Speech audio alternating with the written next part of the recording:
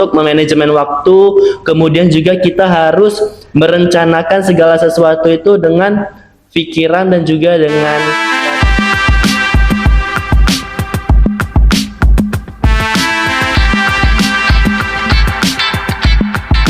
Assalamualaikum warahmatullahi wabarakatuh. Halo Sobat Kolasi, selamat datang di Suara Siswa, program inspiratif dari Kolasi TV. Dengan menyusung tema perjalanan menuju prestasi bersama saya, Umi Dewi Mufa, bisa kalian sapa Mufa. Saya akan mengisi beberapa menit ke depan waktu kalian bersama siswa hebat yang tak cuma pintar di bidang akademik, tapi juga punya banyak prestasi di bidang akademik nih Sobat Kolasi. Yuk langsung aja kita sambut dari SMA Negeri 6. Halo Rasyad. Halo Mufa. Assalamualaikum warahmatullahi wabarakatuh. Perkenalkan, di sini saya Rasyad Ahmad Rimaldi sebagai salah satu seorang siswa di SMA Negeri 6 Kota Palembang. Oke, panggilnya Rasyad nih. Iya. Rasyad, pas perjalanan ke sini tuh ada kendala nggak sih kira-kira dari mencari gedung mungkin?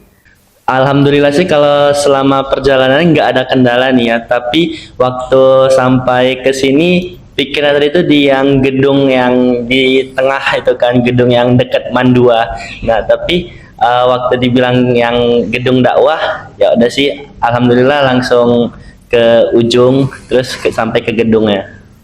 Langsung ketemu ini ya? Iya. Oke. Gimana sih perasaan kamu pas tahu kalau diundang ke podcast Kolasi TV nih? Alhamdulillah sih perasaan yang Rasyad dapetin waktu dapat undangan terus ke Kolasi TV itu ya pastinya pertama tuh Rasyad merasa senang kan, karena berarti kalau nama Rasyad di sini bukan sekedar nama yang bisa membanggakan sekolah, tapi Rasyad juga sini bisa membanggakan keluarga Rasyad, yang berarti undangan di sini sudah sebagai bentuk kehormatan bagi diri Rasyad. Nah, setelah Rasyad merasa kesenangan itu pastinya pengalaman Rasyad bakal bertambah dari undangan tadi, sehingga kalau misalnya nanti ada undangan lagi ke depannya yang bisa menambah kepercayaan diri Rasyad dan juga bisa menambah pengalaman Rasyad itu benar-benar luar biasa dan berguna untuk Rasyad ke depannya. Jadi undangan ke sini nih menambah pengalaman bener. Ya, oke.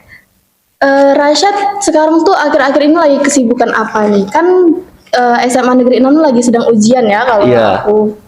Nah, gimana sih cara Rasyad bagi waktu dari non akademik terus ke akademik nih? Baik, jadi di sini kalau secara Rasyad pribadi ya, yang pertama itu kita memiliki prioritas yaitu pendidikan, yang dimana di sini kita sebagai siswa, siswi, sebagai pelajar pastinya kita menggapai cita-cita kita itu dengan pendidikan kita masing-masing. Nah, jadi pendidikan kita tuh kita utamain dari segala hal. Jadi kalau misalnya ada sesuatu yang mengganggu pendidikan kita, istilahnya tuh kita lebih penting pendidikan kita nih. Kita selesaiin dulu pendidikan kita, belajar. Nah, apalagi kalau misalnya kita lagi ujian akhir itu kita benar-benar harus fokus dulu. Nah, kalau dari Rasyad untuk pribadi itu pastinya kita bermain di waktu ya. Bermain di waktu sama kita pasang alarm ataupun notes. Jadi, kalau dari Rasyad kita misalnya mau belajar nih, kita belajar mulai dari maghrib sampai isya. Nah, di situ kita setelah itu udah ada plan lain ya. Plan lain itu misal kita mau menyelesaikan tugas organisasi ataupun tugas di luar sekolah, itu kita kasih waktu lagi. Jadi setelah kita belajar maghrib sampai isya itu, selesai nggak selesai, waktu isya tadi belajarnya udah cukup, stop. Kita lanjut lagi ke plan lainnya. Karena kalau misalnya kita tetap memaksakan waktu kita tadi, pastinya waktu kita selanjutnya untuk melakukan sesuatu akan terpotong. Nah, jadi kita di sini harus benar-benar pinter untuk memanajemen waktu, kemudian juga kita harus merencanakan segala sesuatu itu dengan pikiran dan juga dengan perasaan kita, oh ini pas kalau misalnya saya melakukannya seperti ini, saya melakukannya seperti itu. Jadi itu tadi adalah tips and trick nih ya dari Rasyad sendiri. Nah, dari banyaknya kegiatan-kegiatan yang udah Rasyad lakuin kan, coba dong kasih kegiatan non akademik apa yang udah Rasyad lakuin. Baik, di sini yang kalau di bidang non akademik ya, Rasyad udah terakhir yang Rasyad ikuti ini, Rasyad ikuti pemilihan Putra Putri Nusantara Sumatera Selatan 2025, dan juga di situ alhamdulillah Rasyad dipercaya dan diamanahin sebagai runner up 4 Putra Nusantara Remaja Sumatera Selatan. Dan juga sebelum Rasyad mengikuti pemilihan putra-putri ini, Rasyad sebelumnya juga sempat mengikuti pemilihan Duta Rohis Sumatera Selatan.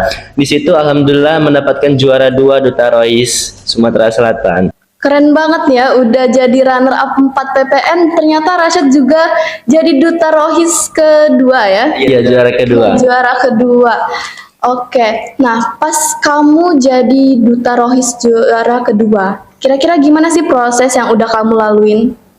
Pastinya di setiap proses itu ya banyak ilmu dan juga banyak wawasan yang kita dapetin kan, dan juga pengalaman yang kita dapetin. Nah, kalau dari Rasyad selama mengikuti pemilihan Duta Rohis kemarin tuh, yang dimana pemilihan ini cukup berbeda karena pemilihan ini seperti ada kolaborasi, yaitu kami dalam pemilihan itu tuh dengan suasana camping. Nah, jadi di situ kami tuh menginap kalau nggak salah 3 hari 2 malam di SMK Penerbangan. Nah, di situ tuh dari seluruh kota kabupaten Sumatera Selatan yang ingin mengikuti pemilihan Duta Rohis itu datang ke SMK Penerbangan. Dan juga situ nggak hanya sekedar pemilihan Duta Rohis, banyak juga lomba-lomba keagamaan lainnya. Nah, selama prosesnya di situ ya pastinya kita mempersiapkan diri kita terlebih dahulu, karena menurut Rasyad ya di sini pribadi kita itu yang pertama harus mempersiapkan mental dan juga kepercayaan diri kita. Karena setelah kita sudah siap dengan mental dan juga kepercayaan diri kita, pastinya untuk materi, skill kita yang lain itu insya Allah akan nyusul. Karena kita istilahnya udah berani di depan kan, pastinya yang lainnya itu bakal ngikut, bakal ngalir. Nah, kalau misalnya kita sudah persiapkan untuk diri kita sendiri, kita juga jangan lupa untuk materi yang harus kita siapin, dan juga kita harus berpikir nanti kalau misalnya kedepannya ada hal-hal yang tidak diinginkan, itu bagaimana solusinya, itu kita juga harus memikirkannya. Jadi segala sesuatu itu harus kita persiapin secara matang, dan juga yang pasti tidak lupa kita minta restu dari orang tua dan juga berdoa kepada Allah dan keyakinannya masing-masing. Jadi segala sesuatu yang kita lakukan itu bisa lancar, walaupun nantinya tidak sesuai dengan apa yang kita harapkan,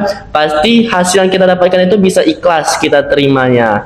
Jadi itu. Rasyad ini berarti tipikal orang yang menyiapkan plannya tuh dari awal sampai akhir banget nih kan? Iya. Nah, kalau menurut saya tuh kan Rohis itu agak lebih sangat amat keagamaan nih. Iya. Gimana sih tanggapan Rasyad buat orang-orang yang suka berpendapat seperti itu? Nah, ini yang salah satu ilmu yang Rasyad dapetin waktu Rasyad pemilihan Duta Rohis Sumatera Selatan ya.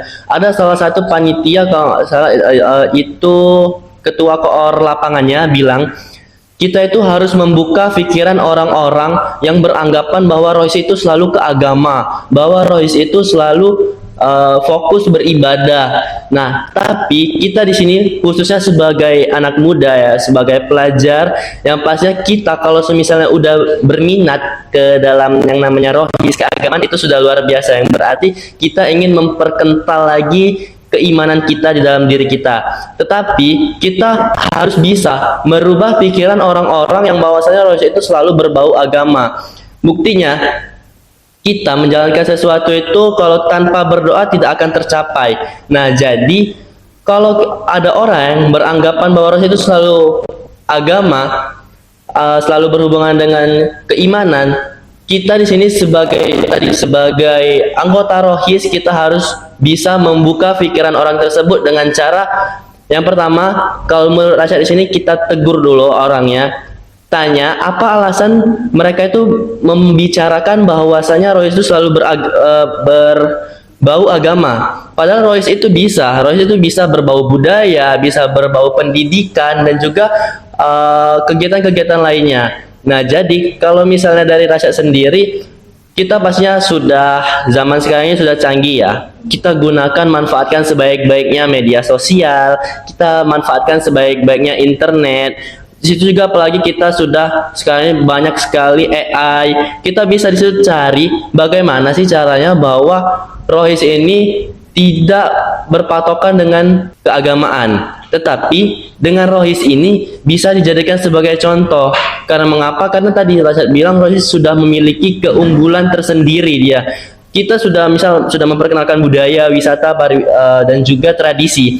Tapi di antara yang telah kita perkenalkan tadi, unggulannya pertama Rohis ini, dia sudah percaya keimanan, dia sudah percaya Tuhannya, dan insya Allah yang bergabung di Rohis ini pastinya mereka akan sabar, ikhlas dalam menghadapi sesuatu. Jadi kalau misalnya ada orang-orang yang beranggapan bahwasanya Rohis itu selalu keagamaan, selalu keimanan, itu sebenarnya menurut Rasyad di sini ya pikiran mereka tuh salah dan belum terbuka. Mungkin juga mereka di sini belum punya ilmu yang cukup kayak gitu. Jadi benar yang mereka katain tuh Rohis itu selalu keagamaan kan. Tetapi kalau misalnya mereka selalu berpikir nggak ada kegiatan lain selain kegiatan agama di Rohis itu, mereka itu salah. Buktinya pada zaman Nabi, pada zaman Rasul pun banyak kegiatan yang bukan hanya sekedar keagamaan. Mereka juga bisa olahraga, bisa beraktivitas seperti biasanya, berdagang bisa. Justru dari kegiatan-kegiatan yang mereka lakukan di sini itu berawal dari Rohis tadi. Karena mengapa? Karena mereka meminta pertolongan kepada Tuhan, minta pertolongan kepada Allah, memperlancar kegiatan mereka.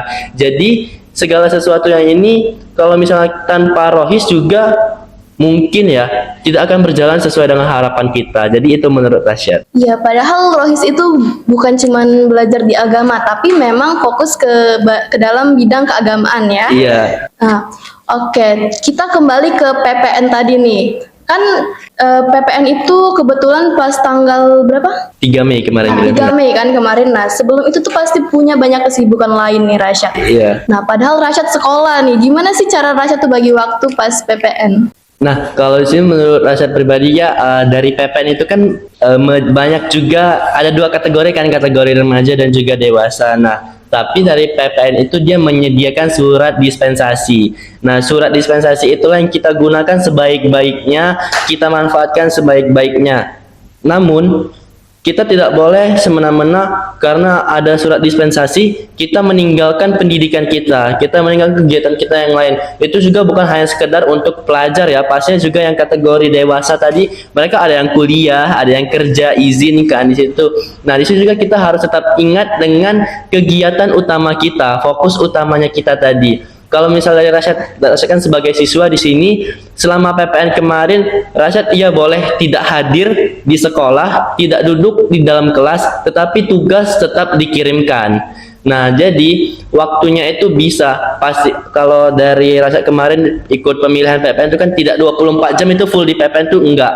Nah, jadi sisa-sisa waktu senggang, jika ada waktu istirahat, waktu pemilihan, itu bisa kita manfaatkan untuk menyelesaikan tugas kita. Pastinya juga kan seluruh tugas itu enggak semuanya tertulis, enggak semuanya harus berhadapan dengan guru. Pasti ada tugas yang secara online, bisa melalui handphone ataupun laptop. Nah, itu kita gunakan, kita manfaatkan. Ataupun juga setidaknya kalau misalnya kita lagi sibuk bener, kita cari dulu deh jawabannya kalau misalnya tugas. Sisanya nanti tinggal kita salin, tinggal kita catat. Nah, kemudian juga kalau misalnya ada kemarin juga pas kalau Rasyad itu ada satu mapel yang lagi ulangan harian kan. Nah, pastinya itu ya mau tidak mau kita harus ikut susulan.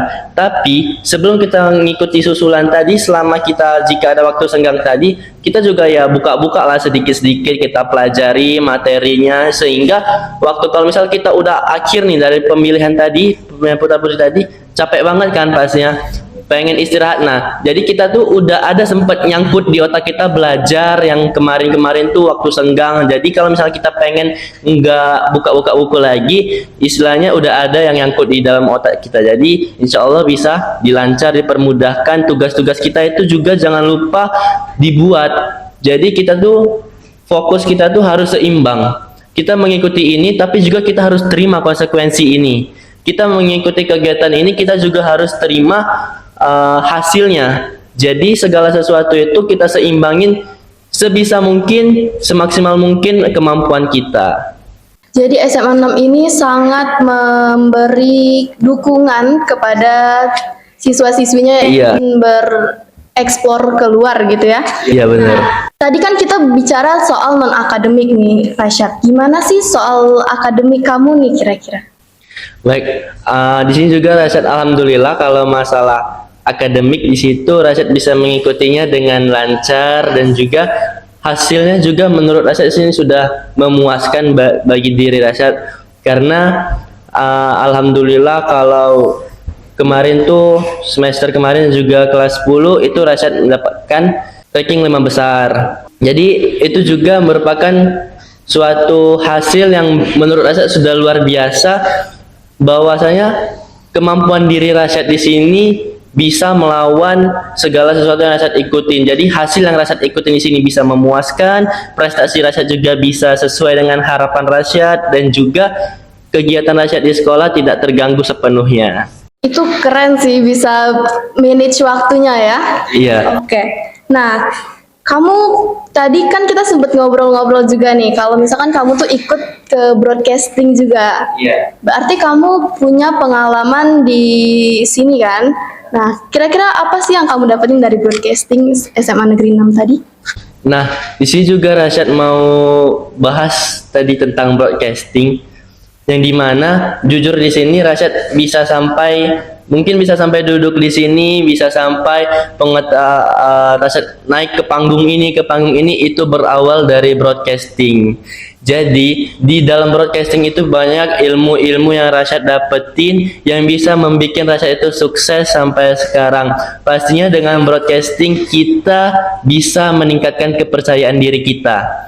Nah, setelah itu kita juga kalau misalnya lagi di depan umum, lagi ingin menyampaikan sesuatu, itu kita banyak tips yang Rasyad dapetin dari broadcasting itu supaya kita lancar apa yang ingin kita sampaikan, dan juga yang kita sampaikan di sini bisa berisi serta juga berkualitas untuk pendengar-pendengarnya. Nah, selama Rasyad di broadcasting juga Rasyad merupakan salah satu member sebagai penyiar radio di SMA 6. Kemudian juga dengan broadcasting ini juga Rasyad bisa memiliki ilmu public speaking pastinya, dan juga alhamdulillah lumayan sering dipakai untuk sebagai MC kalau misalnya ada acara-acara di sekolah. Jadi banyak banget ilmu yang bisa Rasyad dapat dari broadcasting di sini. Iya.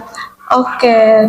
Tadi kan banyak banget nih kegiatan-kegiatan yang udah kamu ceritain ke kita, dari broadcasting, terus Duta Rohis, terus juga PPN. Nah, ada nggak sih fase-fase di mana kamu ngerasa capek nih buat ngelakuin kegiatan itu? Pastinya ada sih itu, karena fase capek di sini bukan sekedar fase capek secara fisik ya. Jadi karena segala sesuatu yang kita lakukan, aktivitas kita itu seluruhnya bekerja, seluruh anggota tubuh kita ini bekerja, mulai dari pikiran, otak, hati, perasaan. Di sini kita benar-benar mengeluarkan segalanya, menguras segalanya dengan full energi. Nah, di situ ada di salah satu fase yang dimana Rasyad lagi capek, dan di situ juga tugas Rasyad lagi banyak, dan pikiran Rasyad lagi tidak cocok untuk melakukan hal-hal yang bisa meningkatkan lagi mood Rasyad di situ. Nah, tapi pasnya tadi kita kembali lagi ini keunggulan kalau misalnya kita sudah masuk di Rohis. Kita punya ilmu bahwasanya kalau misalnya kita lagi capek, ingatlah kita punya Tuhan, kita punya Allah. Jadi kita bisa berdoa, kita bisa minta pertolongan, apapun hasilnya pasti kalau misalnya kita secapek apapun, kita tidak mau melakukan segala sesuatu, kita tidak ingin mengerjakan apapun, pastinya besoknya ataupun kedepannya akan ada hasil yang kita dapatkan itu yang luar biasa. Karena apa? Karena itulah keajaiban dari Tuhan, keajaiban dari Allah Subhanahu wa taala. Dan juga pastinya kalau dari Rasyad sendiri ya pribadi, kita harus punya support system. Yang dimana support system kita di sini pastinya yang pertama itu orang tua, yang juga orang tua di sini bisa mendukung kita, bisa mensupport kita dengan cara berbagai hal. Karena siapa lagi kalau bukan orang tua yang dukung kita. Nah, selain kita berdoa, kita punya orang tua.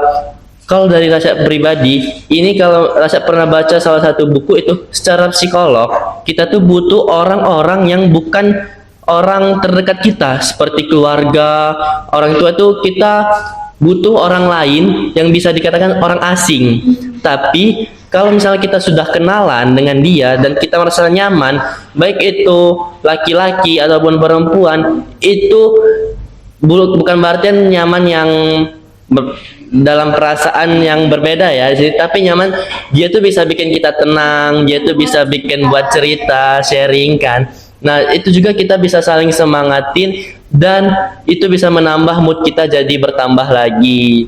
Nah, jadi itu tadi yang harus kita lakuin kalau misalnya kita lagi capek.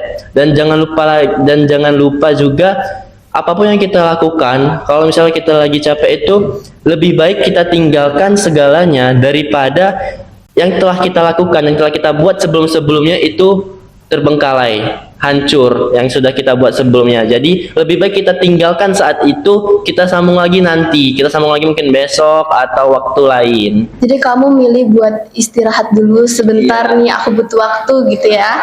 Nah, Rasyad sendiri tuh ada nggak sih motivator atau motivasi yang bisa buat kamu sampai bertahan sampai detik ini juga? Ada. Di sini pastinya orang tua Rasyad yang pertama itu sebagai motivator, sebagai penyemangat Rasyad.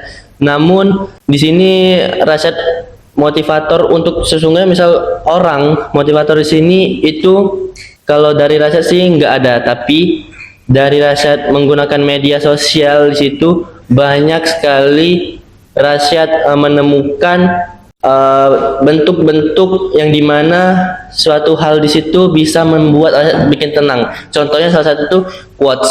Rasyad selalu mencari quotes yang dimana quotes itu bisa menyemangati Rasyad lagi. Nah, quotes ini bisa berupa hadis, Al-Quran, ataupun mungkin kata-kata bijak lah dari seseorang ataupun dari tokoh-tokoh. Yang dimana ada yang sampai bikin Rasyad bertahan di sini dari quote salah satu ustadz. Dia berkata, jangan takut kehilangan apapun, jangan takut kehilangan siapapun, itu lebih baik daripada kamu kehilangan Allah.